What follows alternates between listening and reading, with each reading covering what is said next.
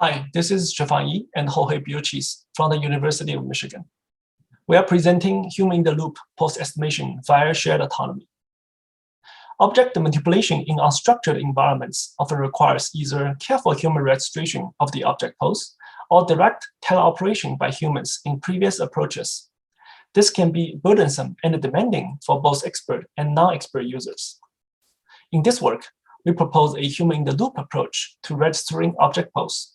Our approach leverages both human initialization and machine registration to reduce user effort while preserving registration quality so that the robot can successfully carry out the downstream task. In this presentation, we first introduce how humans initialize object pose, followed by snap-to-grid of machine registration, and then the use of affordance template for motion planning and task execution. To reduce search space for the machine, we first leverage humans to initialize object pose. Our robot perceives the environment using the its depth sensor and visualize the scene using the point clouds.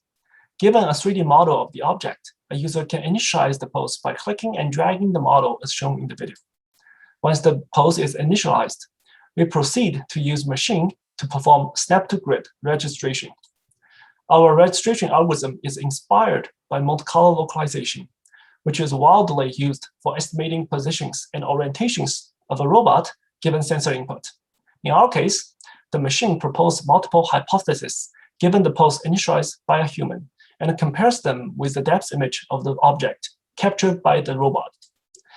For the next iteration, the machine picks the best sample from the previous iteration and performs the same operation. Over time, the machine can converge to a pose that is closest to the ground truth. The blurriness in the video indicates the certainty of the estimated pose. Hence, we call this machine registration process snap-to-grid. After the object pose is registered, we use an off-the-shelf framework, affordance template, to define waypoints for the manipulation task and then perform motion planning for the end effector of the robot. Here,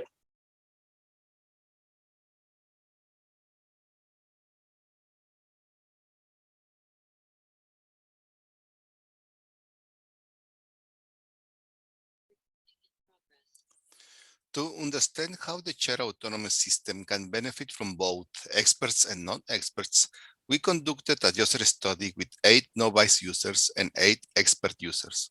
Each participant was instructed to complete the registration task in both quick and accurate mode.